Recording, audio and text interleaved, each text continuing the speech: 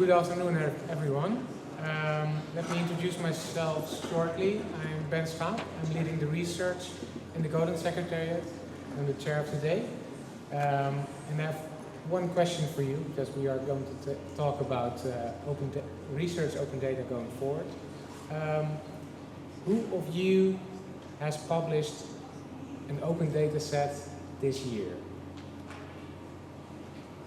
I see 2, 3, 4, 5.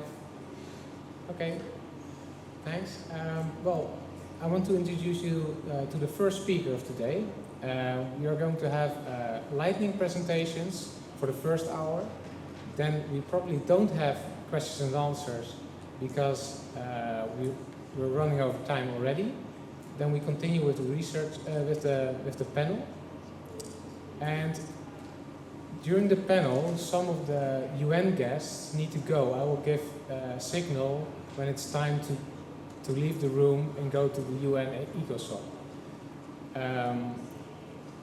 Those are the logistics. Well, I want to welcome Barend Mons of DTL. He will give an introduction around the European Open Science Cloud and what he does.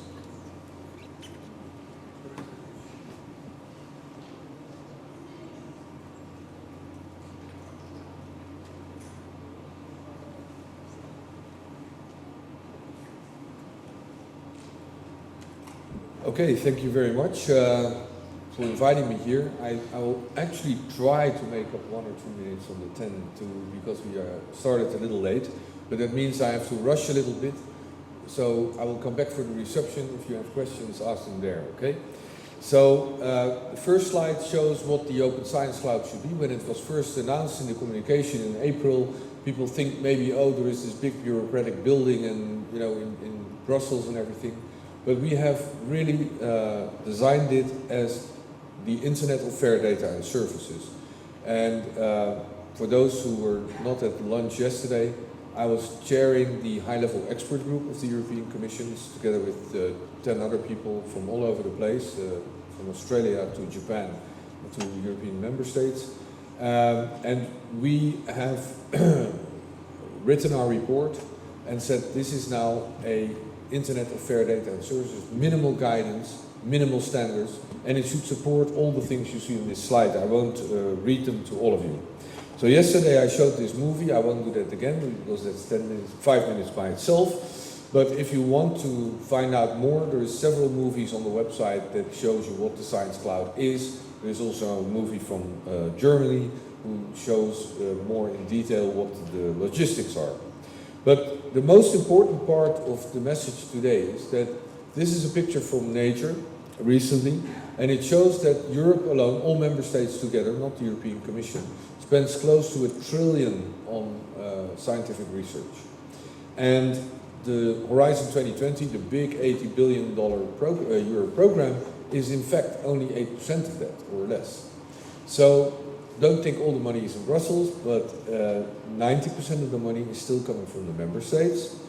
But think about this figure. I'll come back to the data stewardship in a minute. We have said, in fact, what we need is that every future research grant should have a solid data stewardship plan. And that may comprise about 5% of every grant. So if we take that figure, this would create a 50 billion euro market for data stewardship per year. And as I said yesterday during the lunch, open data is by far not enough.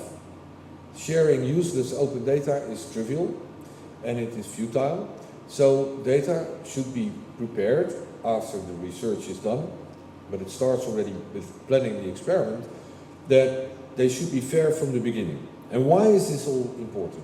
I was asked to say at least 1 or 2 words about our own research.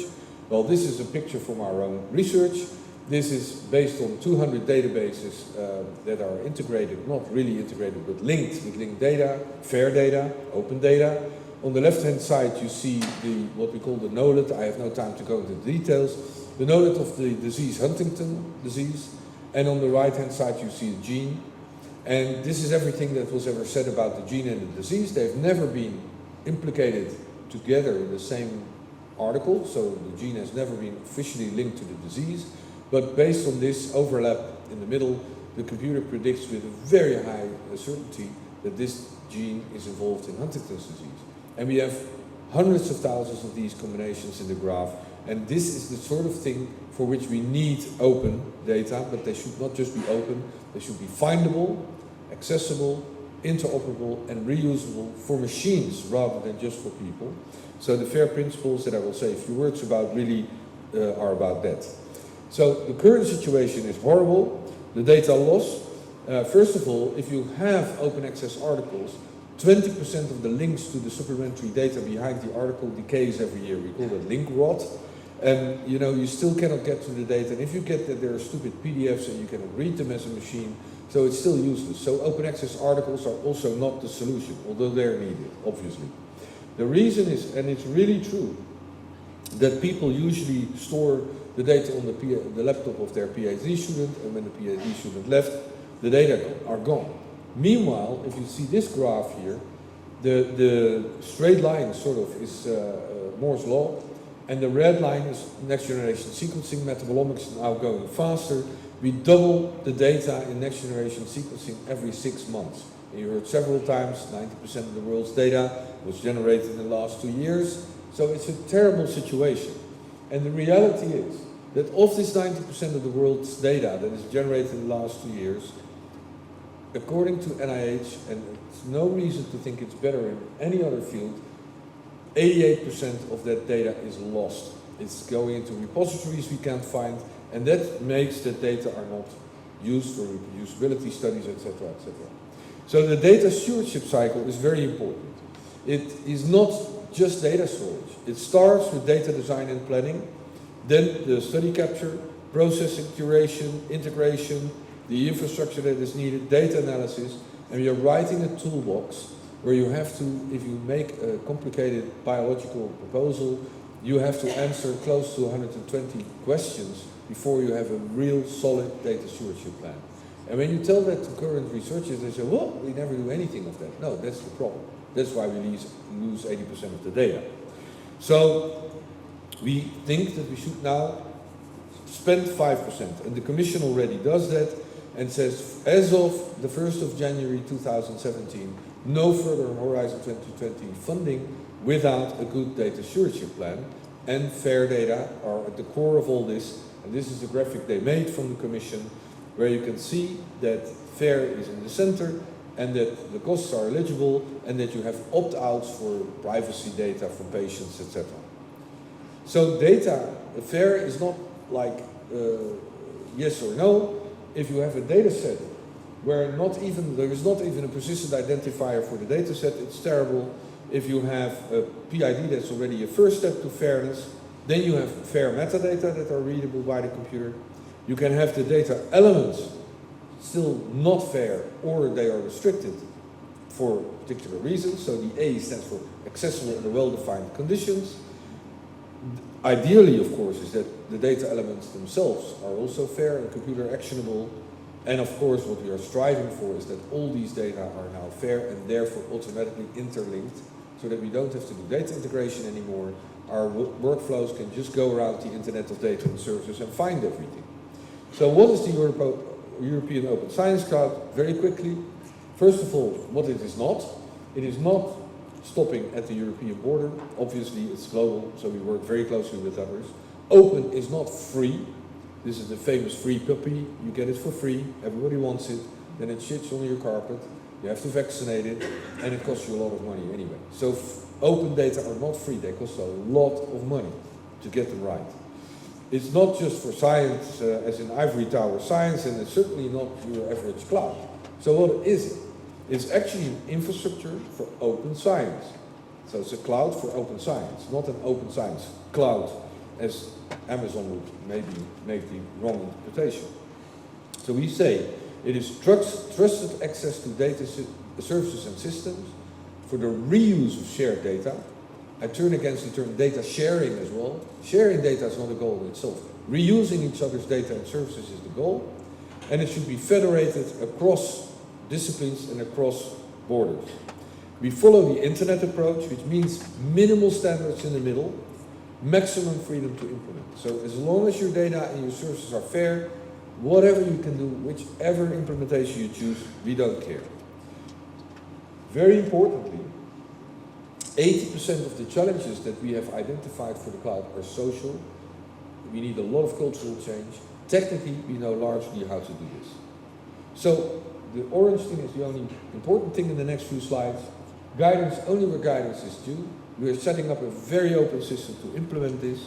And the nice thing is it's now being accepted, all these implementation rules, at the very highest level, not only at the G7, at the Competitive Council of the European Commission, but last week it was actually adopted by the G20, and this is the statement they make, that they actually support the appropriate data publication as findable, accessible, interoperable and reusable data. And of course I couldn't resist to make Hollande whisper this in the ear of Putin.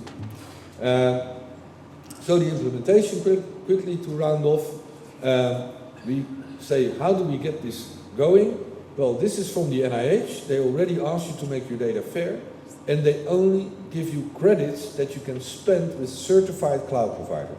So we have public and private people working on this, and what we say is now, you have implementation nodes in any country, so we can start tomorrow. You join, you sign the rules of engagement, no vendor lock-in and a number of these things. You sign an MOU with the international organization, you make a certified cloud provision, could be a high-performance analytics, could be publishing, could be a core resource like Uniprot, and then you can cash the cloud coins from the funders that they give to the PIs. That is the short version. Normally I do this in 45 minutes, so I hope it makes any sense to you. Thanks.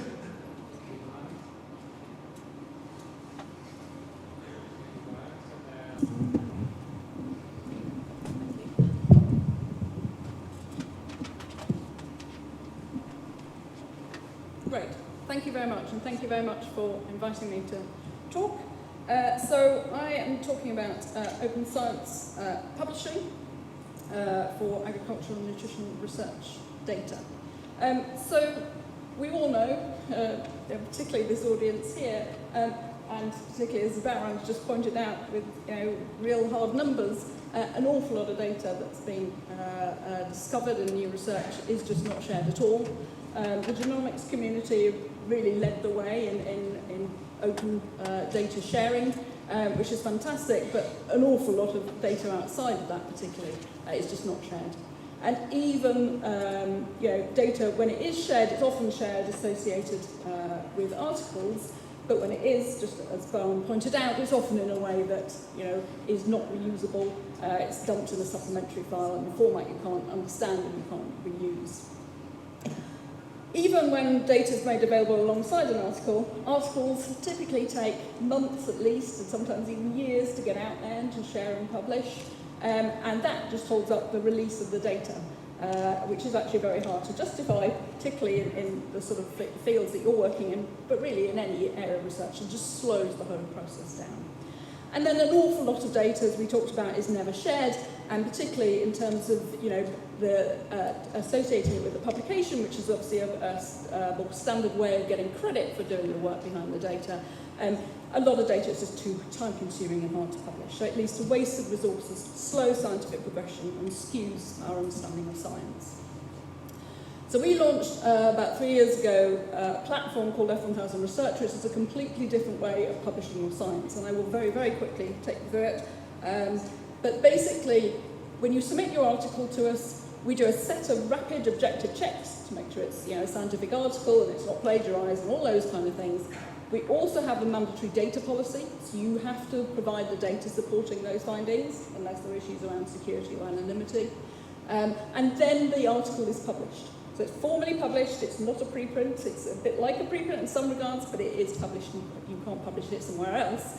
However, it then goes into immediate invited peer review, which is completely open and transparent. So you get to see who the referees are, you get to see exactly what they say, they provide some status to go alongside it, and it's an author-driven process. So you can revise, you can publish new versions, you can respond to the referees, and when you're finished, you can stop, so you can revise as many times as you want. And we publish a very wide range of articles, from the standard research articles to small data notes and software articles. The idea is that you should be able to publish anything that you find and publish it when you want to publish it. This just shows you on the right-hand side of every article has this open peer review box, and it shows you that you can see very clearly right up front who the referees are. You can see the versions, you can see the different referee statuses, and in fact it's even in the article title, so you know exactly what's going on with the referee status. And then we've agreed with the major indexes like Scopus and PubMed and all the others that there's a certain level of positive referee needs to achieve to then be indexed. And referees through this process get credit for contributing to the discussion and for assuring quality on the articles, and it changes their role to helping the authors improve the quality of that work. We also work very hard on improving the data visibility within the articles and work with groups to actually enable to preview it within the article itself. The data's independently citable, so the data providers get specifically credit for that data, and it enables reproducibility and improving reproducibility and reanalysis and reuse. And it's very, very fast. So this is an example. This is an Ebola paper, but it took 4 days to publish it, and then 18 days to pass peer review. So how do we incentivise this? There's an increasing impetus, as was mentioned. I mean, GODAN is a fantastic initiative to really push this forward. The EU's got the open science agenda. There are funders like the Wellcome Trust and institutions who have committed to open science. And we think that really those organisations, particularly funders and institutions, are best placed to shift practices. They have the leverage, and they have real, genuine incentives that help them as well to increase reproducibility and reduce research waste and cost. And so what we're doing is building a whole set of infrastructure and tools to support funders and institutions in doing this. And in fact, I've just launched with the Wellcome Trust the first major funder platform. So this is their platform for their grantees to share research in an open science way, and we're just simply a service provider. So we think going forward, there are more and more funders very interested in doing the same sort of thing. We think those platforms will ultimately merge.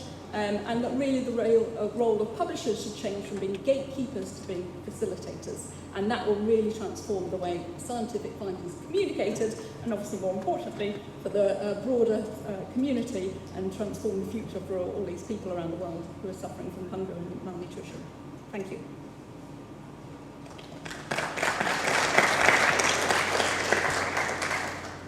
Thank you, Rebecca. That was a great talk. We will now continue with a small block of contributions from the Research Data Alliance. GODAN is a partner of the Research Data Alliance, and the Research Data Alliance is a partner of GODAN. And I want to ask Ima Subrat to talk us through what happened in Denver this week. They had their RDA plenary there, and the interest group on agricultural data presented their work in various working groups, and many of them are working together with GODAN. So, hi. I'm Ima Subrat. I work for the Food and Agriculture Organization of the United Nations, and I'm the co-chair of the interest group on agricultural data in the Research Data Alliance, together with Erika Madali, here in the third line. So in the next 30 minutes, different persons in the IGAT team are going to introduce what we are doing in IGAT and how we link to GODAN. But first, my role here is to introduce you a bit what RDA is and what is the role that it's playing right now in the context of research management. So RDA is a community-driven organization and that was launched in 2013 by the European Commission, the National Science Foundation, and the Australian government. And the goal of RDA was to build the social and technical infrastructure to enable open sharing of data. Actually, it was at the same year, if I'm right, that GODAN also was launched, so it's quite interesting. So in order to achieve this goal, RDA is essentially working on interest groups and working groups. And it's in this context where in 2013 as well, the interest group on agricultural data, what we call IGAT, was also set up, and which has grown now and has a community about 100 experts worldwide, and is one of the most prominent thematic groups in RDA at the moment. So EGAT is a domain-oriented group working on all issues related to global agricultural data. It represents stakeholders in managing data for agricultural research and innovation, including producing, aggregating, and consuming data. At the moment, EGAT, as an interest group, is hosting 4 working groups. Those working groups are going to be presented by Tom, Raina, Sophie, and Sheikh. And these working groups are the rice, the wheat, and soil data. And besides that, it's also an ongoing work on the semantics in agricultural data. In all the cases, the most relevant, I would say, organizations worldwide related to these topics are involved in a way or another. And we are working now on setting up a 5th working group with partners in Canada, US, Australia, and Brazil. It's going to focus on on-farm data sharing. So as Ben mentioned, funny enough, we overlap completely this year. So we had the plenary this week in Denver. Yesterday, actually, Raina and myself, we were in the plenary session of RDA, presenting the results of the working group of the last 6 months. And this is actually what we want to present as well here. Just probably is going to be a brief format, of course, but just to explain you where we are and how we are contributing to the GODAN network, and particularly in terms of good practices to exchange nutrition and agricultural related data. There is another working group that is not represented here on the table, which is the wheat data working group. Esther, I don't know whether she's here, but I'm going to speak on her behalf. So the wheat data interoperability working group is probably one of the most successful working groups right now in the thematic groups in RDN. Esther Zale from INRA and Richard Fools from CIMID were the co-chairs of this working group, and that was formed in 2014, and essentially was focused on developing guidelines to exchange genetic, genomic, and phenotyping data. And the primary objective, was to build common interoperability framework to exchange wheat data. This was done together between RDA and the Wheat Initiative. At this point, the working group has achieved completely the expectations and the deliverables that were agreed in the RDA framework, and which essentially is a bunch of recommendations on how to exchange this particular data. And Esther is now working, Esther and the group are working on the adoption phase. And I can say today that more than 10 institutions have adopted these guidelines. More are ongoing, more are working on integrating this data, these recommendations in the way that they are exchanging data with data. And it's also important to remark that the methodology that has been applied in the wheat data working group is actually replicated now in other working groups, particularly the one that the Shaikh is going to present on rice data.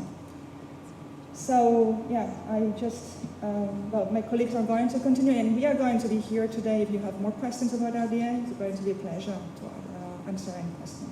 Thank you. Thank you, Iman. I'm going to ask Rainer to come on stage.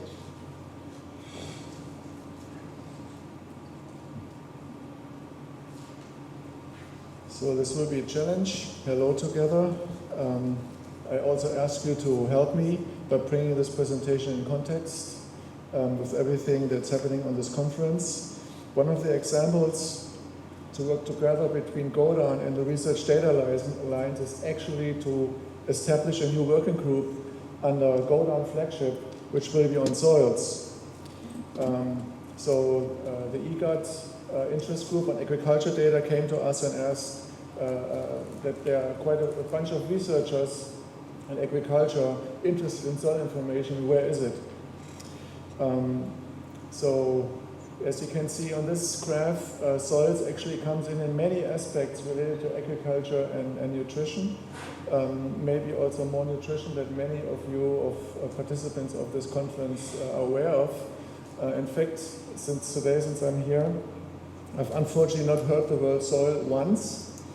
And I'm in a meeting like this with talks about research infrastructures, and soils is not really on the top of the agenda of most of you. But still, this community needs a large push in terms of open data, accessible information. And one of the reasons for this push you can find here, there are only rough figures available, not exact reliable data, but soils is something that is that you find all over the world degraded, affecting productivity in agriculture, affecting farmers. If you look at the figures, how many people depend on farming and thus also depend on healthy soils, this is a huge amount. And but at the same time look at the amount of degraded land, then you can also understand a graph like this, which I borrowed, where you can see here the projection of yields in the future until 2050, and you can see how dramatic the yield situation is going to be expected. And a map like this, you can see already now that productivity levels decline, for example, in Africa. So they're already now in the negative side. There's pressure coming from climate change already, so it's like the climate change negotiations are hardly affected by countries suffering from this, and you can overlap this map directly with soil degradation maps, and they fit. When it comes down to nutrition, there's a footprint, there's proof that where you have soils in red, which are in this case zinc deficient, and you look at human zinc deficiencies, there's also an overlap. So soils is actually really important in many also political topics, undervaluated subject. You can see here a couple of examples where soil information through various kind of international activities comes in, and the key central news development in FAO at the moment is the voluntary guidelines on sustainable soil management, which will also contain something very specifically on soil nutrition management. So all this requires information. Last year we published the status of the first status of the World Soil Resources Report, and one of the main results is actually that accessible, reliable and representative information is lacking.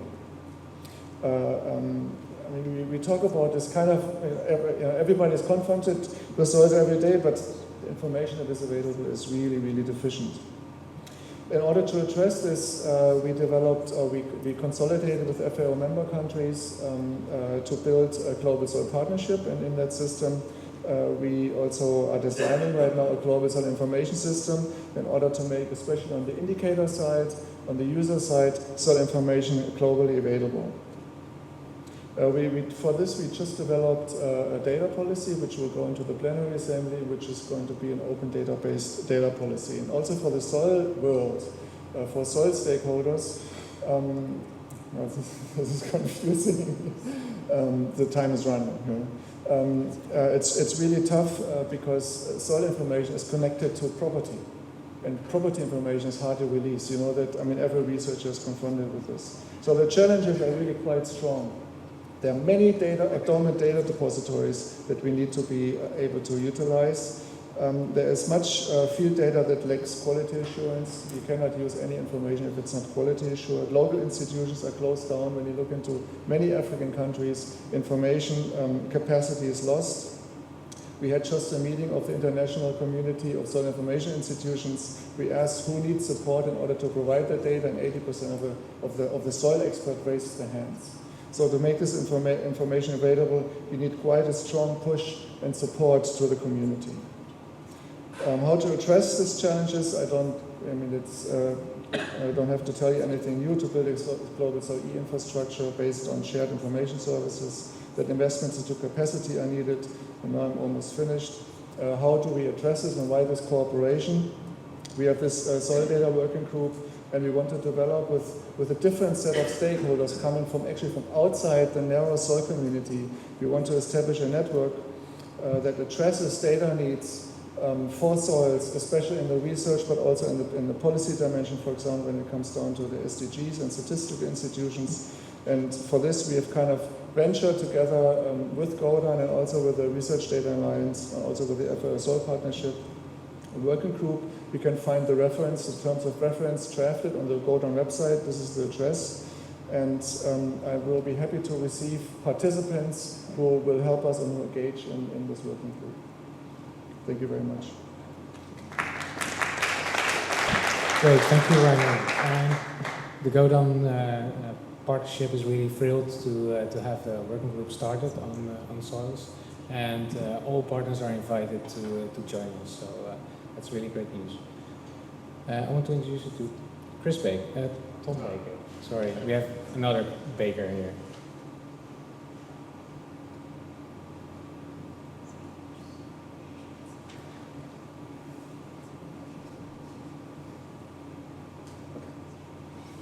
Okay, I want to very briefly introduce agrosemantics, which is a vision for semantics in agriculture. About 2 years ago, FAO, the National Agricultural Library, and CAB International decided to create a core concept scheme where their concept schemes overlap. And the beta version of Global Agricultural Concept Scheme was published in May with, or GACS, has 15,000 concepts and labels in over 20 languages. GACS is a semantic web vocabulary and uses URIs to identify concepts. So agrosemantics, at a workshop last year, 30 organizations came together to discuss, to formulate a vision for broadening the semantic network to ontologies, taxonomies, and code lists, and in which GACS can function as a hub vocabulary. The agrosemantics idea is inclusive. It's to offer but not require a shared methodology and infrastructure in support of mapping different vocabularies to each other. And the ultimate goal is to help researchers find research results and farmers to analyze, researchers and farmers to analyze data more efficiently. The agrosemantics, RDA agrosemantics working group. So agricultural data comes from many sources, and semantics is a way to reconcile differences in the data and in points of view. The agrosemantics working group of RDA provides a forum for the exchange of experience related to semantic interoperability in agriculture. And the working group brings together stakeholders who are interested in designing and building the agrosemantics platform. So how does this relate to GODAN objectives? So open access semantics are easier to use. They make agricultural data easier to reuse. Mapping the semantics promotes cooperation, reduces duplication, and coherent semantics benefit research, innovation systems, and value chains. So we'd like to end with a request to help us build agrosemantics. So please send us your ideas and use cases. You can send them to me or to Sophie, who's sitting over there. And, or join the RDA agrosemantics working group. Here's a link. And that's it. I finished early. I hope that's okay.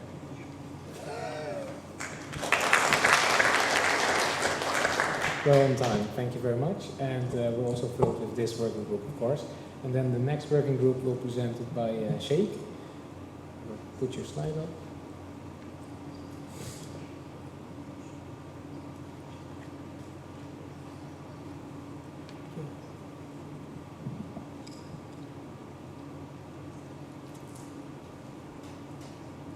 Hi, I'm going to speak about rice data interoperability working group's activities and bringing in some synergy with those of GODAN's activities. I'm just trying to relate the purpose of statement of GODAN the activities which we are planning under RISE Research Data Interoperability Working Group of IGAD RDI. We all know that rice research data is as complex as rice farming itself. Rice is cultivated everywhere across the globe, except in Antarctica, it's cultivated everywhere. So if you take genomics to phenomics data, we're talking about millions of bytes of data, which could be well utilized across the research systems and extension systems, if only the data is freely shared. This is only one example which I am trying to give. These are sample seeds from among 127,000 rice accessions stored in the Rice Genome Bank of International Rice Research Institute. This is the same case with many of the national agriculture research systems, wherein which thousands of rice germplasm accessions are being stored and the data is being digitized. And the moot point is how well we can utilize the open data standards so that every researcher who is working on the rice research improvement and development will take something out of that kind of data. And very specific to, if you take national agriculture research systems, one example from India I wanted to give, more than 700 rice researchers work in the public sector alone, cutting across 106 centers in various agroclimatic conditions. We deal with millions of data sets which needs to be shared on real-time basis. The organized rice research has been initiated way back in 1965 in India, in most of the developing nations where rice is the major crop. And more than 27,000 of data sets have been digitized, which is coming from the legacy data of rice research. This is the case with many of the countries, more than 150 countries where rice is the major staple crop. And are we in a position to build the standards for data sharing and open data standards as far as rice is concerned? That is the very objective with which we started working on developing the rice research data interoperability. And we all know the importance of bringing in food security. And when you talk about food and nutrition security, you cannot do away with the rice crop. Like more than half of the global population depend on rice. So current R&D efforts continuously generate global public goods. But the point is how well we are in a position to share this kind of data in an open standard. And we also have seen the effective data integration in recent times. But the point is not only talking about the current data needs of the rice researchers across the organizations, but also across the ecologies where rice is cultivated. And also, are we in a position to allow a broader perspective across many disciplines within the rice sector? That is something which needs to be focused upon. And are we in a position to enable the accelerated and concerted efforts across the rice research centers, in the public sector or private sector? That is something which we never addressed. And also, are we in a position to build a set of guidelines for a common framework or standard for rice, so that whatever rice data or rice research data sharing which we are talking about would be a reality? And keeping in view this kind of background, a small group of 12 scientists and other professionals from CGR system and other rice growing countries have met in 7th in Tokyo during the 7th RDA meeting, plenary meeting. And a case statement has been prepared, and we are now formally recognized as one working group. And I'm going to quickly go through the 6 important dimensions of the activities which we wanted to undertake. And I would like to urge upon the GODAN partners to link up their work with the kind of work which we are going to initiate. The first and foremost being the community survey, wherein which the thousands of organizations which are working towards sharing of rice research data will be surveyed, and common standards and frameworks will be formed within maybe a couple of years from now. And the second dimension of the activity which we wanted to undertake is rice data framework specifications, so that a cookbook is prepared for free sharing of rice research data across these organizations. Another activity which we wanted to undertake is evaluation of the prototype rice-specific data registry in line with the International Rice Research Institute, Philippines, and recommendations for a rice metadata ontology. Directly, we are not working on this. We are going to work with some other groups, working groups on ontology. And finally, the good practices for digitization of rice legacy data, which has been there for the last 50 or 60 years. We wanted to develop a framework or methodology so that all these organizations will be ready to digitize whatever ink on paper kind of data into freely accessible and usable and available data formats.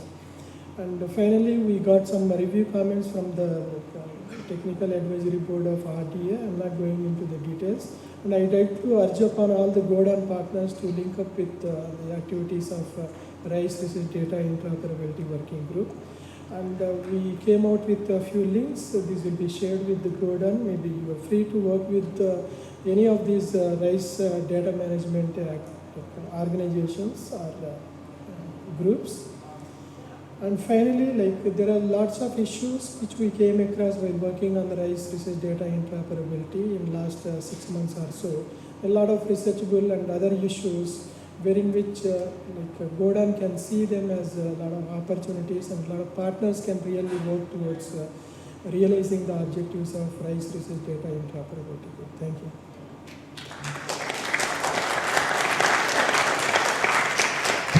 Thank you very much. Now I want to ask Clément, Elizabeth to come on stage. I can choose whatever slides. Okay. Yeah, that's fine.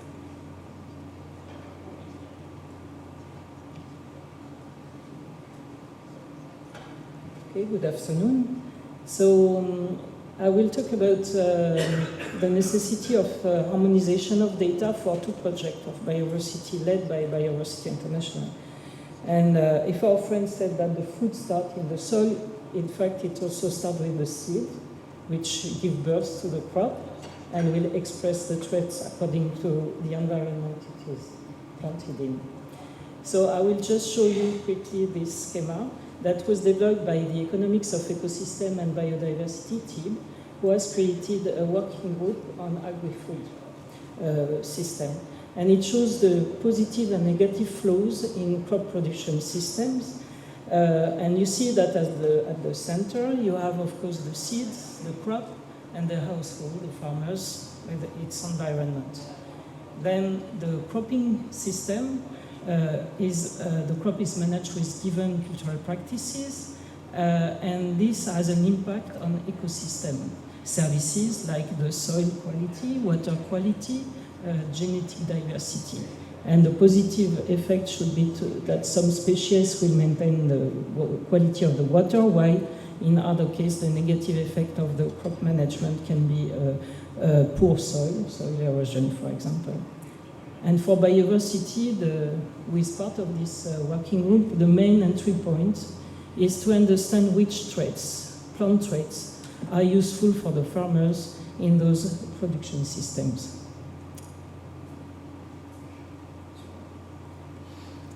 So the first series of projects that Biodiversity is leading is called Seeds for Needs. It has been created 5-6 years ago, and it's becoming a model that is spread across several countries in Africa, Asia, and Latin America. And the 2 principles that guiding those projects is that the seeds conserved in gene banks are very numerous, but there is always a core set of seeds that are the most frequently requested by scientists, by all the stakeholders of the gene bank. And on the other hand, farmers have needs, and they would need to access a larger range of seeds with proper information so they can choose the seeds that fit the needs at the given time. So this project has a simple principle, is that if farmer can access better information about the seeds and the variety of seeds available, they could better cope with climatic events and climatic change. So the project is selecting crops from gene banks directly with the farmers' community. So it's bringing conserved genetic resources directly to the farmers. And they do what they call the participatory varietal selection, which is a way of selecting varieties with farmers on the traits they prefer. And then the varieties that are the preferred varieties will be disseminated in various sites where it was decided to test a citizen science technique, which is the crowdsourcing. And it's crowdsourcing farmers' preference, so the idea is to make from the farmers citizen scientists, because they are already breeders, in fact, and they know very well in which environment they are growing the crops. So the seeds are given to the farmers. It's 500 farmers per site, more or less. And the varieties are enumerated, have a number, but they don't give the name. So it's a blind test in a way. And the farmer will plant the seed in his field and compare to his local varieties, the one he prefers. And then aside, there will be some sensors that will capture basic climatic data. And in certain countries like India, farmers are giving directly by phone their feedback on the traits they prefer. So the selection of traits was doing upfront with scientists, and after they can call, give their name, and give their preference with the numbering or scoring the varieties. Or in countries where the cell phones are not that spread and internet is not accessible, extensionists has been trained, or someone from the community, farmers community, was designated to be the one surveying the farmers who have received the varieties. And then those data points, at the moment, for example, in Latin America, there are 15,000 data points, are sent back to the project team with processing them with statistics method, and they are trained to extract the trends about the preference of the farmers and analyze that with the climatic data they can get from various global data sets and try to define which variety would fit for which site. And then it's mixing, in that sense, we are mixing first-hand knowledge of useful varieties and traits, which is from the farmers plus climate data, with scientific data sets. And then the aim is to produce information for the seed use and conservation, and by the community, of course. So the second project I wanted to show is taking the same principle, is seeds for ecosystem services restoration. So the idea is also to enable communities to access seeds of species that we know have useful traits, functional traits, or are used by the communities. So they produce edible fruits, they can survive windbreaks, or they can fix nitrogen and make the seeds available. And then the idea is the community would maintain the species because they can get benefit from maintaining the species, and this would keep the ecosystem services like protecting pollinators, producing various nutritious food, avoiding soil erosion, would maintain that and make the field more productive on the long term. And then in those two projects, in fact, we are trying to triangulate three sources of information. One from the baseline surveys that were carried on by the scientists. Secondly, from global data sets, from global database that are listed here. And third, from the local knowledge that is coming back from those crowdsourcing projects. And just what we want to say is the databases that are listed here were searched and data was extracted, but we are facing problems about the format, the scale, which is not always at the same scale, and some of those databases do not have an easy way of extracting data like an API, an application program interface, for example. They don't use RDF. And the most important standard needed is the production of ontologies and control vocabularies for functional traits and ecosystem services. Thank you.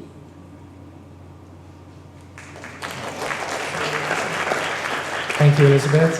We lost a few minutes, but we hope to catch up soon. Clément, it's your turn.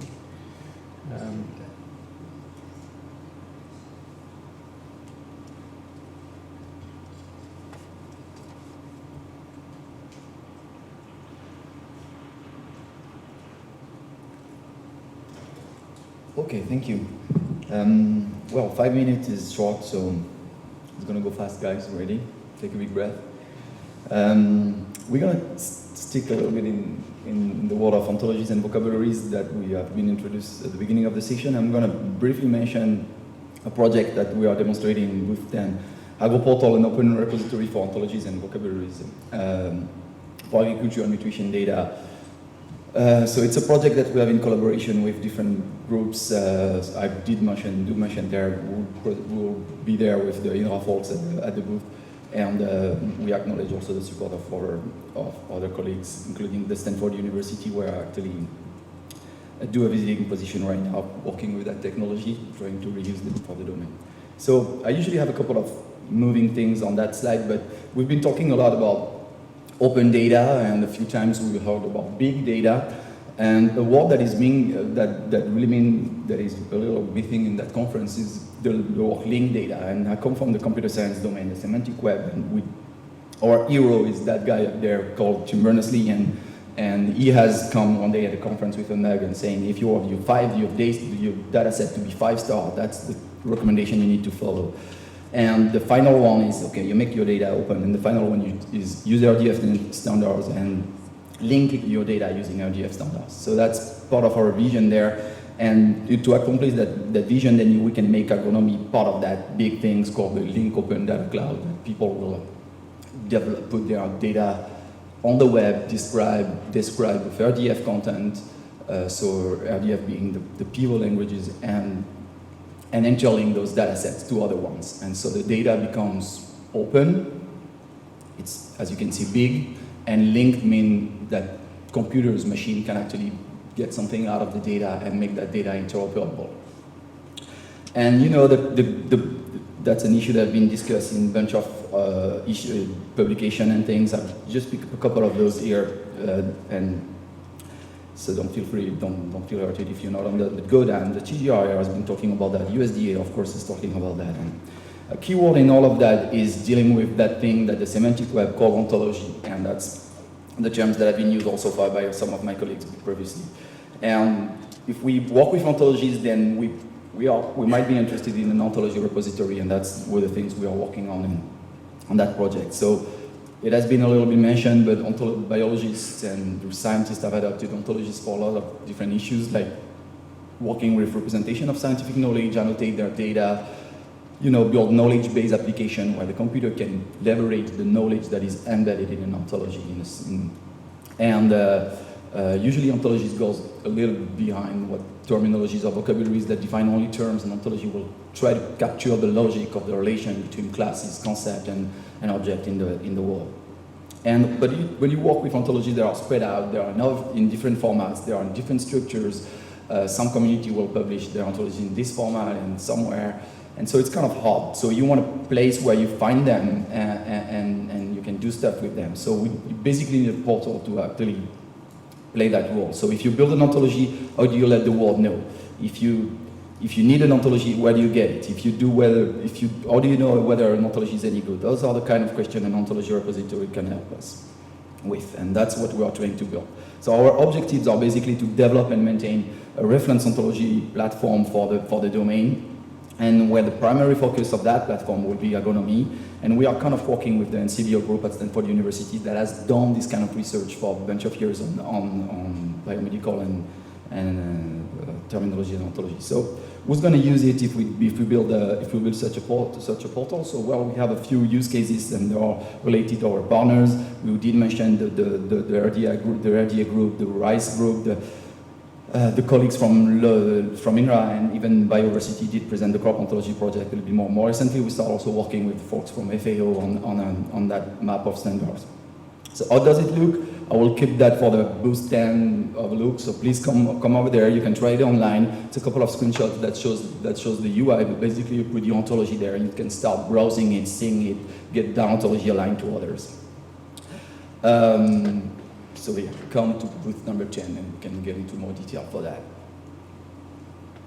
In conclusion, I say that we have a starting project there. Ontologies are crucial to agriculture, data interoperability. We expect that platform to become kind of reference for the community to find their place there. So join us, try it, and we will be pleased to answer a question over there.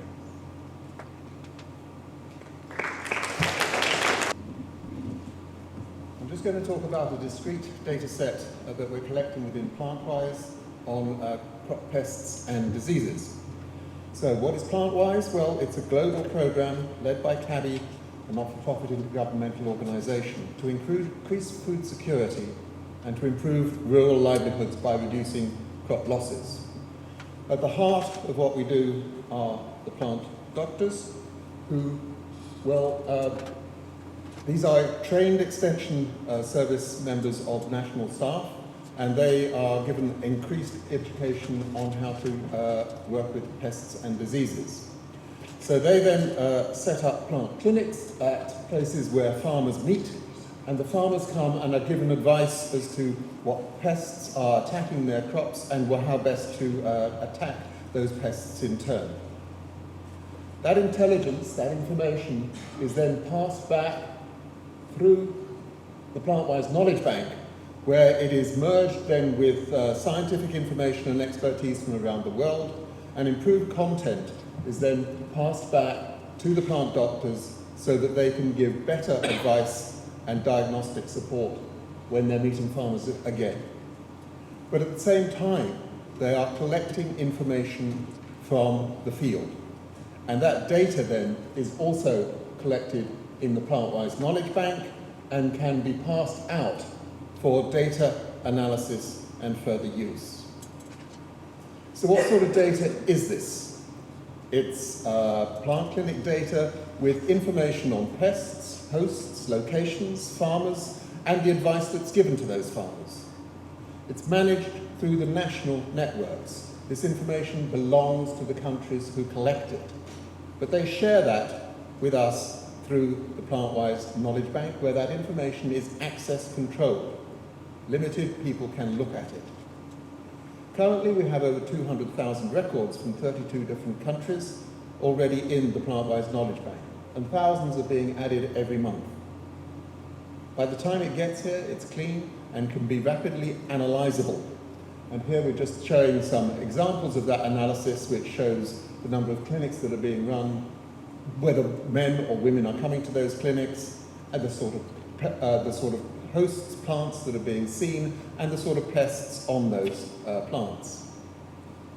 And because that information can then be used to rapidly alert on pests and diseases that are out there, we're working also on speeding up the collection of that data, moving from paper to electronic tablets to get that information in. How then can the data actually be used? Well, it's used in a variety of different places. In country, it can be used for tracking pest outbreaks, checking the quality of the advice that the plant doctors are giving, or alerting for the arrival of a new pest. At the program level, we use it extensively for statistics, monitoring, and evaluation of the overall program. For example, tracking the gender balance of farmers and the plant doctors who are giving out the advice. But also on a regional and global level, we can merge that data with other data sets for pest prediction, earth observation information, temperatures, rainfall, etc. And following, therefore, the movement of pests due to climate change, or modelling predictions as to how climate change may impact on pests in the future. So what are the issues then on opening up that data? Well, the pest data can impact on trade, and therefore is very sensitive. We must make sure, therefore, that the countries understand and they go through data agreements with PlantWise as to what we can do with the data and what we want to do with the data. Where there are new pests, we have to ensure that national protocols are followed for any identification of those pests coming through PlantWise. But equally, we advocate for the opening up of data nationally and globally, i.e. involving more and more partners in the ability to see and use that data. We need to demonstrate the value of the data to a wide number of in-country and regional stakeholders by holding regional workshops or in-country workshops. And in short, we need to broaden the circle of trust to ensure that in the future we will be able to share this data and use it more effectively in an open environment. Thank you. Perfect. You manage your time on the second. Because of time constraints, we will not have questions and answers now. So please keep your questions for after the panel. There are some delegates in this room with a gold badge on their gold sticker on their badge, and those people need to leave at 3 the latest. Only those on the panel will remain, and they have to run to the UN ECOSOC chamber. So I want to invite the panel up. Speakers, thank you very much. Give them a fine round of applause.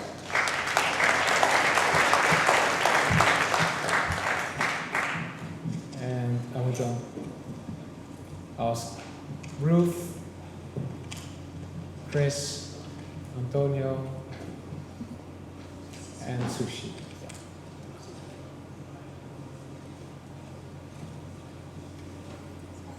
So what we will do now is we will reflect a little bit on the stories we heard.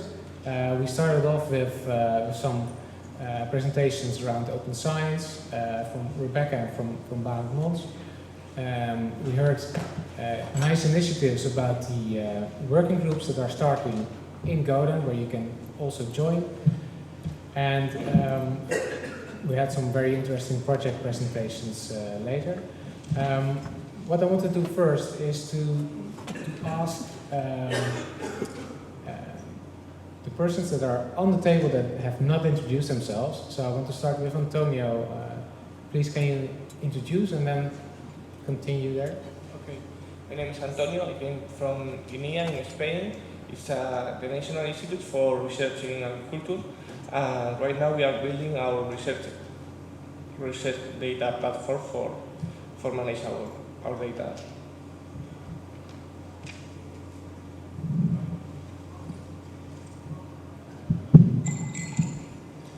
Hello everyone, my name is Suchitanan, and it's a great pleasure to be here and share our experiences from a different perspective. I work in the University of Nottingham. I'm originally from India, and I am also involved in an initiative called Geo for All, which is actually looking not just at open data, but also on free and open source software, open standards, open educational resources, and the whole open principles. So we have been establishing these open source geospatial labs across the world. More than 100 research labs have now been established, and all the information is, we want to make sure everyone can bring those ideas together. Thank you. My name is Chris Baker. I'm a professor at the University of New Brunswick in Canada, but I'm also the founder of IPSNIP Computing, a company set up to commercialize cutting-edge semantic data integration technology incubated in my laboratory over 5 years. My background is originally a bachelor's degree in agriculture. I'm now a professor in computer science, and we've deployed our integration technologies widely in many use cases, ranging from clinical surveillance, healthcare for sepsis, looking at ecotoxicology for Environment Canada, as well as another range of other use cases, including lipidomics.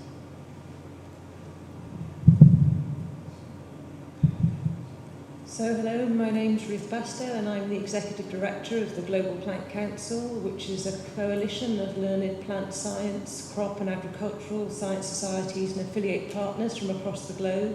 We represent about 55,000 researchers internationally, and one of our aims and missions is to actually facilitate international collaboration and also to make sure that there's effective use of knowledge and resources across our members, but also more widely in the plant and crop science communities. And one of the main reasons we're here is that to be able to do that effective exchange of knowledge is that we really need open data and a lot of the principles, including FAIR, that you've heard about today. Okay, thank you very much. Now I want to ask you actually to reflect on the presentations we saw on open data, about open data publishing. And I want to ask Ruth, can you give an example of your own work where you encountered great success or failure around open data publishing? Well, I guess it's not exactly an example from my own work, but I think I completely agree with what's been said about the fair data principles, is that I think that the ability to have open access publishing is great, but you still have a lot of problems in actually getting the data under the curve or getting the data out of the PDF. So one of the problems for me and I guess many of the researchers that the Global Plant Council represents is that it seems to be perhaps forgotten or sometimes underestimated the amount of time and effort that goes into data stewardship and data curation. And I think we really must remember that as we're moving forward.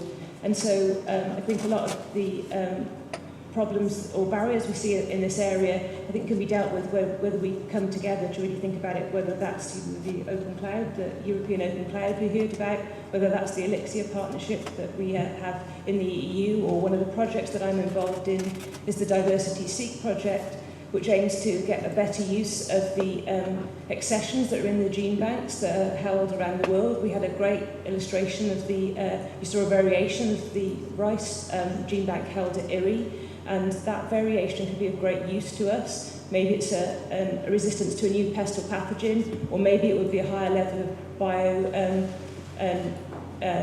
nutritional bioactive. And in each of those cases, we really need to understand what the genetic variation of that is so we can put it into breeding programs. The problem is people take the accessions out of the gene banks, and this data is diverse. We can't find it often, it's difficult to get hold of. There are great promises, especially at IRIC and in IRI and other databases that are out there, the Seeds of Discovery at CIMMIT, but they all use different infrastructures, they all have different data standards, and I think it comes back to this fracturing of data. We really need to have some overarching aims and goals here. Great. And I bet Chris also has some great experiences. Yes, I should really start off briefly saying that open data and the infrastructures that support open data are still emerging. Fair principles we all are in support of the fair principles, but essentially they are still principles. And the infrastructures that we need to support these are still emerging, still evolving. Now, of course, we all have heard of open data, linked open data, but I also wonder how many of us really are proficient in querying linked open data. And I can say that having taught a web science course for over 5 years and taking computer science students through the process of discovering different Sparkle endpoints, irrespective of agriculture or not, learning the Sparkle query language and having to query into each Sparkle endpoint and just to discover what's available from the schema is a huge challenge. These young kids are very keen and really want to make big impact, but they still struggle with this activity. And I hazard to say that advanced scientists will not really going to learn Sparkle at all, right? And so we really have to reconsider who are we designing this technology to support, right? We really want a set of tools that are going to be customer-facing, good for the end users, good for people who have to make the decisions who are non-technical. And this is a core consideration that I feel hasn't really been addressed at all.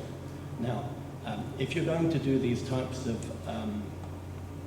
provide this type of support, you need tools that will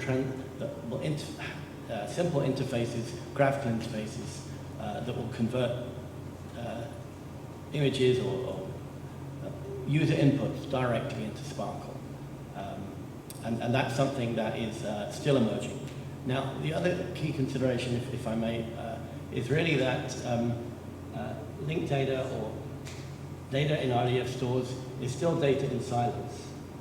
And silos is still a huge problem, right? And we can have lots of semantics, domain ontologies to describe what, the terminologies to describe the data, how to access the data, right? But building monolithic warehouses, right, that are not integrated is still state of the art, but really not going to help us overcome the problems, right? What we need to do is leave the data where it is and query it only at runtime. And in order to be able to do this, what we need to do is to adopt different types of infrastructure which are FAIR compliant. And this is, I guess, a long way around to saying that technologies like SADI, which are semantic web service technologies, are already well established. The standards have been laid out very clearly for how to access web services using machine-readable metadata. And these are the technologies really are going to help drive us. These are independent of agriculture or lipidomics or ecotoxicology. These types of methodologies are universal, and we should start to embrace these with more vigor, because these are the things that are really going to take us forward.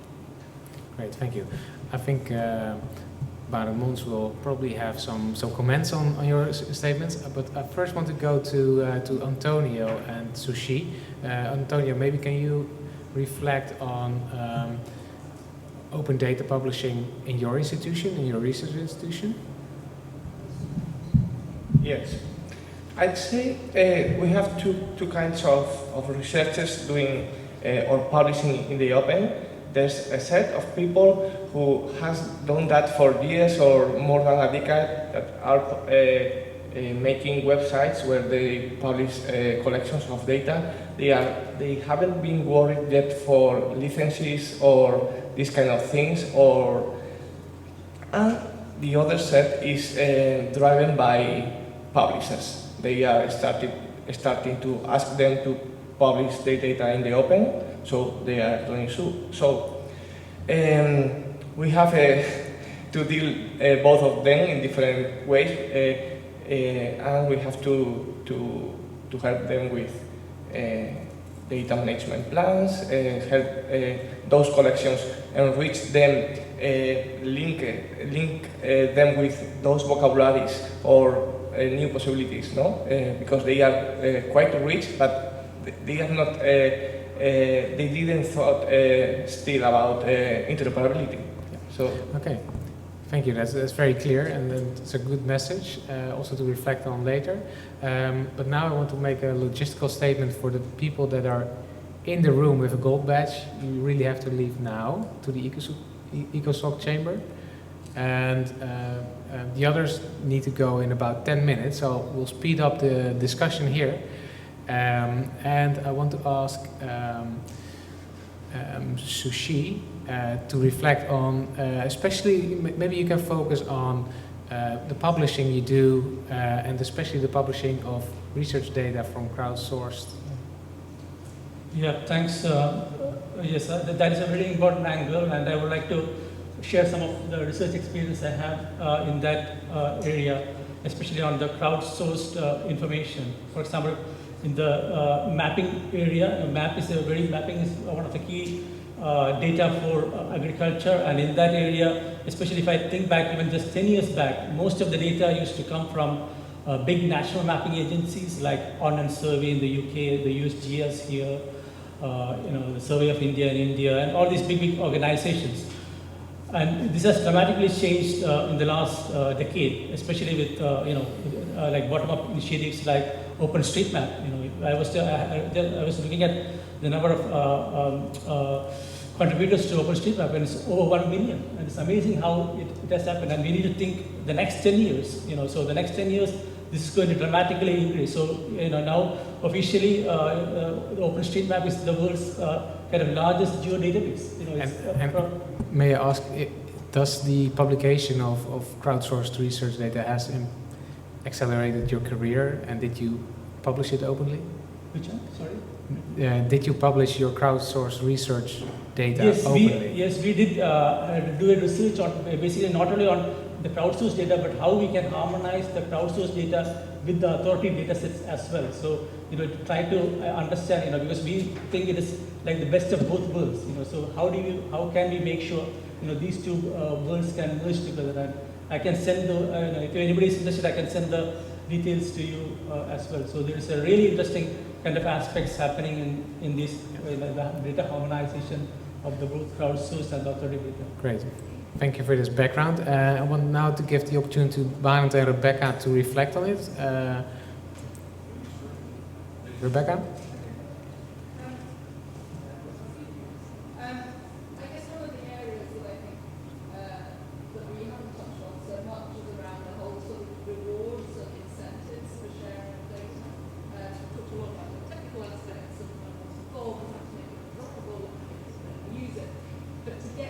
share it in the first place needs careful thinking about.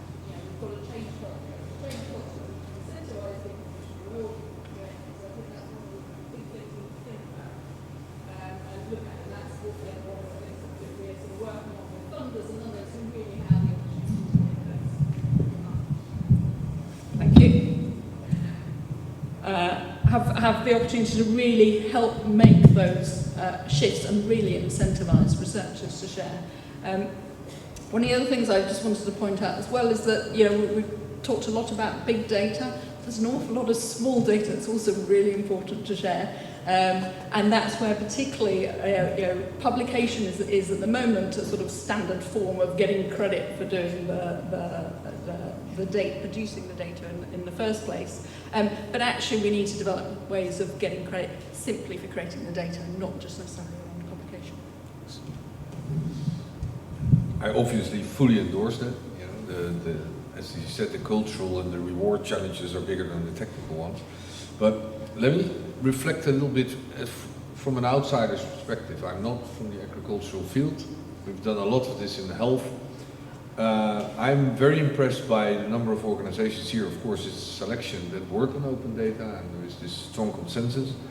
But as I said, open is not enough. But the danger is here, the famous statement from Declan Butler in Nature, now we are all so convinced about the value of standards that we all create our own. And then we are back to square one.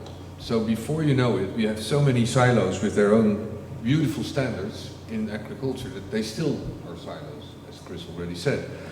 So I think the major recommendation I would have to this field, also to be part of the commons here in the US and in Africa, the African Science Cloud, the European Open Science Cloud, is essentially what Tom also said in his talk. If you force people to leave their own standards and adopt a new one, that's going to be a huge cultural hurdle again. But if you have all kinds of ontologies and vocabularies that people use and refer to, and they're good quality, so their persistent identifiers are indeed persistent and unique and so on, we have learned in a big project with the pharma and Open Facts that if we say to people, we don't care whether you use the UniProt number or the NCBI, or as long as your identifier points to only one particular unit of thought, which is a concept. And then as Tom said, we have mapping tables on top of that. We allow you to use all these ontologies, and they are fair. So I think very important is that all the initiatives that are represented here at the summit, but also in RDA, really avoid that risk of creating 20,000 standards.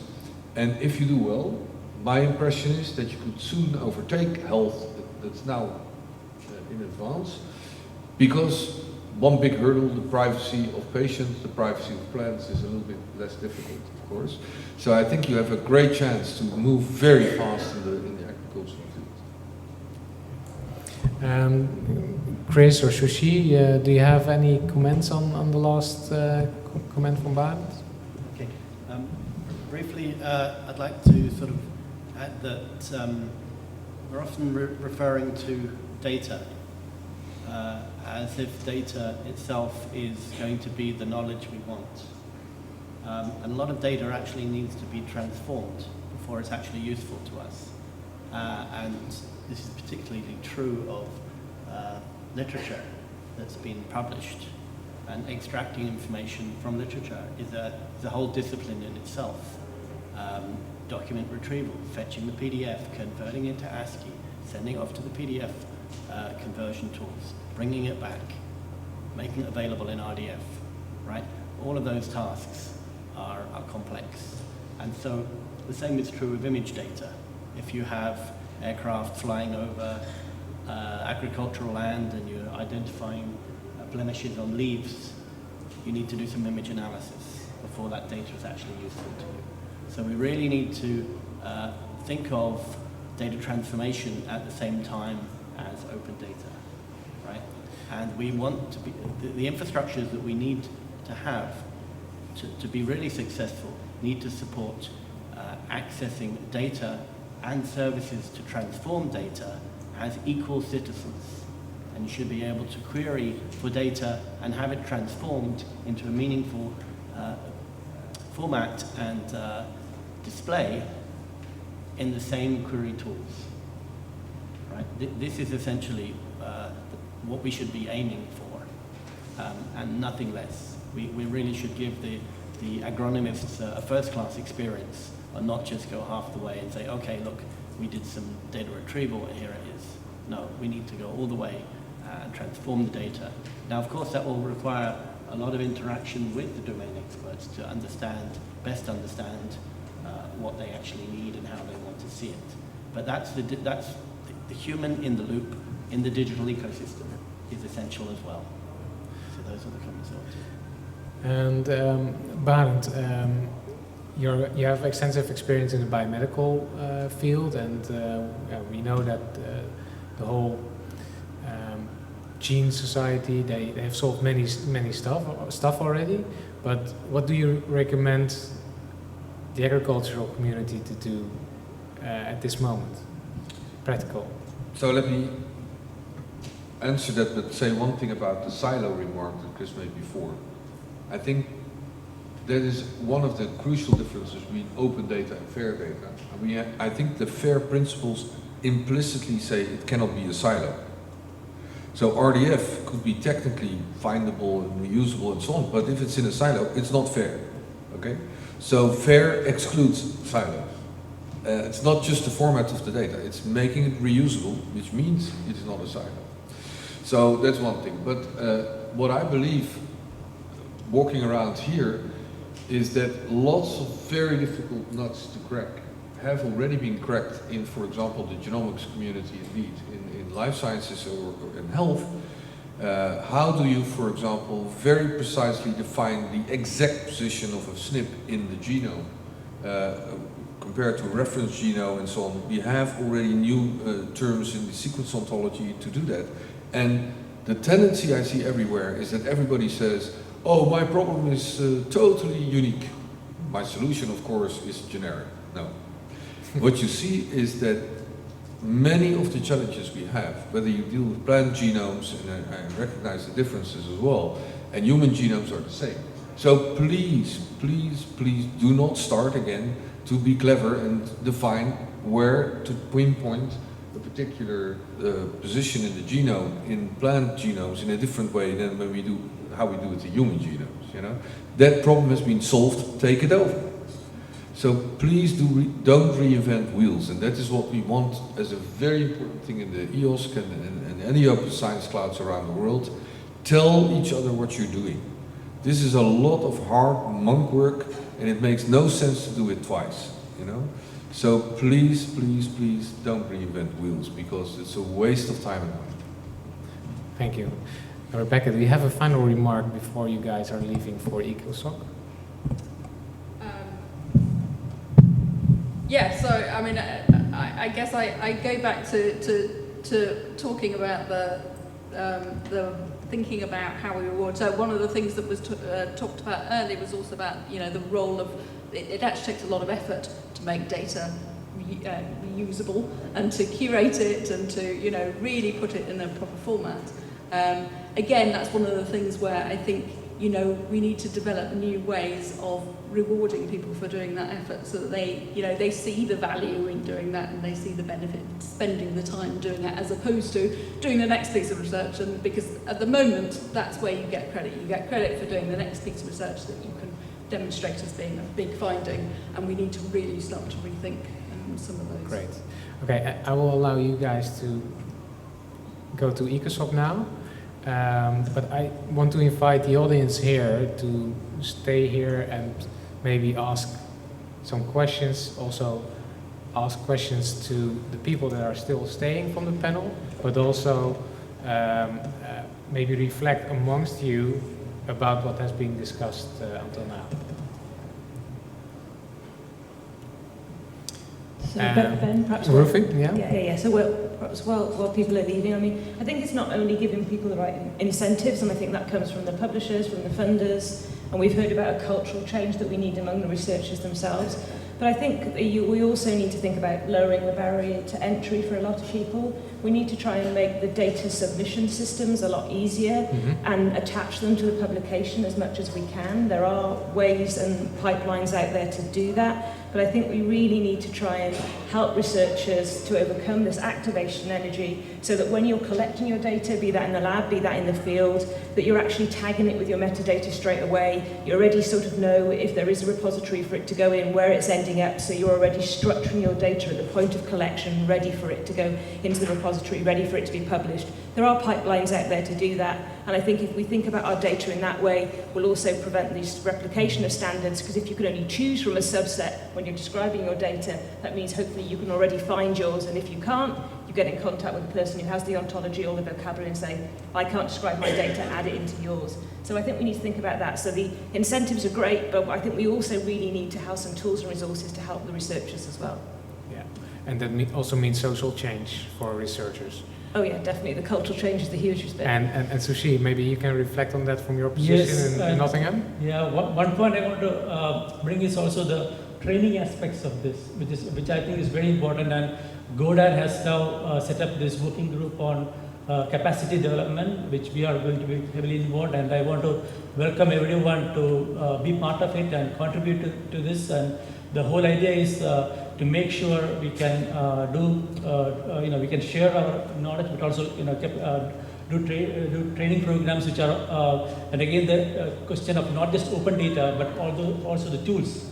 So if you have so our philosophy is to make sure we provide free and open tools as well, so that when we do the training, the people who are taking the training don't have to buy expensive tools, but they can use freely available free and open source tools as well. So for example, next month in Nairobi we are organizing a 2-day workshop specifically on Agri-GIS, and it's a free event, and share it with any of your colleagues who want to come and be part of it. And the whole idea is to it's a train the trainer program. So so we will go there and train 40 people from Africa, and hopefully they will go back to their different countries and train their staff. So that's the whole philosophy behind it. And because we give them the software as well, so they can do implement that capacity within their organizations. That's great. Thank you. Yeah. And are there any questions in the room for the panel? Because I think we can now start with some questions and answers. There's a microphone in the room. Rufi will pass the microphone through. Sander has a question. It's a question for Rebecca from F1000. You decided for this open review system where people can see who is reviewing your article. Now I find that as a researcher, I like not knowing who is reviewing my article, and that I can give quite harsh comments if I'm reviewing someone else's article. Because the social relationships in the research community are quite important. So there's a lot of, if you're my friend, I will not attack you publicly, but I might do it through the back door, which is the way. So why do this so openly? So yeah, I mean, it's a good question that comes up a lot. I think it's actually very important that the review is done openly. I mean, in many fields, actually, you often can tell probably who's reviewed it. So even when it's anonymous, sometimes you can actually work it out anyway. But I think it's important that, by having the review after publication, I think it's an important thing. I mentioned very briefly, but just because I had a short time, I sort of raced through it, but it changes the relationship. So the reviewers here in this model are not having to help an editor decide, should we accept it, should we reject it? It's already published. So their focus is purely on trying to improve the quality of the article with the authors. So it's actually a bit more of a collegial relationship to some extent, but it's also, because it's transparent, they need to make sure that they can stand by what they say. So actually what we find, and there's even been the BMJ and the UK, the British Medical Journal, has even done randomised controlled trials looking at open versus closed review and the effect it has on the reviews and the outcomes of it. It actually means that reviewers are no less critical and no more critical necessarily, but they're very careful about what they say and make sure that they're fair in what they say. They're a lot more constructive, which is helpful to everybody. But you know, if they over-criticise, or equally if they under-criticise, if they're too nice, everybody can see that. Their name's there. It doesn't look good on the reviewer. Yeah, it doesn't look good on the author either if there are conflicts there. And so actually it makes reviewers and authors much more honest about it. And actually we expected to find it more difficult to find referees, but we didn't, and we haven't so far.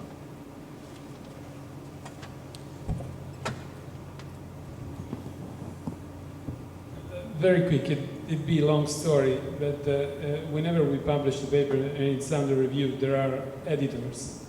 And being one of those, I know what that means, meaning that if you have the good friend or the one who's over-criticizing, you know how to value that when you submit your decision about the paper. So the system is proof. I mean, we're not working in conditions in which whoever can do whatever he thinks. I mean, it's very robust, I would say, at least for journals which are well credited. There are a number of journals that run very well. There's an awful lot of journals that don't, I have to say. There are biases at all levels, whether it's the reviewers, whether it's the editors. And actually, I would argue, why should one person be able to decide for the rest of the world whether something can be published or not, whether it can be accessible or not? I would argue you should be able to, as a scientist, with your name behind it and your organisation behind it, share what you want to share and let everybody see your results and see the reviews and see the criticisms and the positive points and make their own mind up rather than having a single individual making a decision on behalf of everybody else.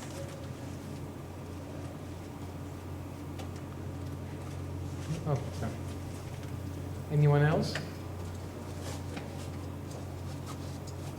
I have a question about those data stewardship at research institutions. Where do you think we have to start in those institutions? Do we need to start bottom up, or do we need to start somewhere in the middle or at the top? Ruth? I really think definitely bottom up. I think that if you want to change a culture, then I think the students that come through the system, postdocs that come through the system, then I think that's always a good place to start. Start doing it as part of the training. This is what is expected of you as a good scientist and a scientist who's creating public good. And I think that's exactly where this is where your cultural change will happen. It's often quite hard to, I think, change it if you're used to a system. If you're got your career, you don't really have to think about it anymore. I think that's a lot harder. So for me, I think when you're thinking about a culture change, then that's where I would be starting. Doesn't mean it can't come from top down. And I think there is a responsibility for institutions, for funders and publishers to also do it. But I think it sticks if it comes from the grassroots up. And who does put the carrot into place? Who does that? Funders and publishers, but also I think one of the difficulties is our reward system, especially within the academic environment linked to publishing, means that the incentives are then locked around that. So I think we have to think carefully about how our incentives for people progressing through their careers as well. Sushi, do you agree with that, or? Yes, I think that's a very good point. And also I think it has to be all levels in a way, because unless you have people on the top supporting it, it's very difficult to get that going as well. So I would definitely support that. You have to have it from the start. Training is a very important aspect. So especially getting students, especially from the PhD level as well, to start thinking about it. But we need to have people from the top, from the university administration, supporting it. That makes a big difference. So if you have people in the university management supporting it, you have a very good way to push it in a much faster way. And then really, but I think in the last 3-4 years, I have seen a huge change, and maybe initiatives like RDA have played a very good role, because that helped bring in senior management, understand the importance of engaging with this whole philosophy. So I see in the next few years, more and more university senior management will accelerate that process of engaging with this kind of activities. So I'm very optimistic on this.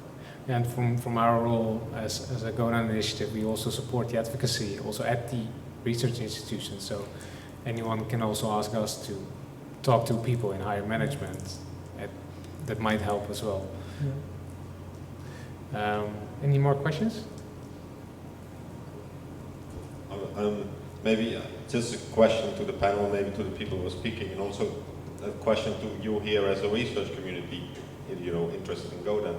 I think we heard a lot about interoperability and these type of issues, so it's linking of data, and gets very technical, which we maybe like from our technical background, and we feel comfortable in that sphere.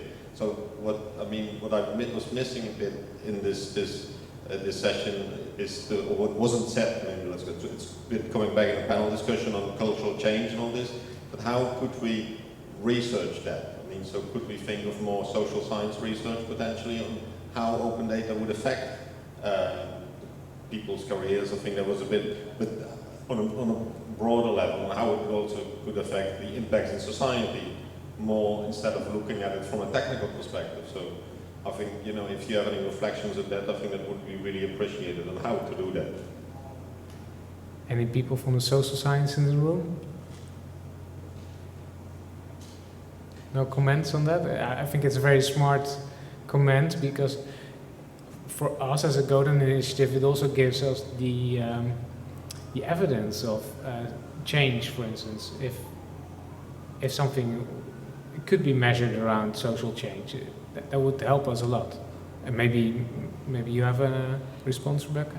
Yeah, I was going to say, developing new measures of impact and measures of reuse and all those kind of things, I think are going to be really important. And there's a lot of work in the social sciences looking at that. In fact, it's one of the key projects as part of the whole European Union Open Science initiative is around altmetrics, which probably isn't a great term for it, because I suppose it's, secondary, but actually to develop new metrics to be able to demonstrate the impact of new data as it's developed, which then I think will provide those kind of case studies which will really help to shift things along.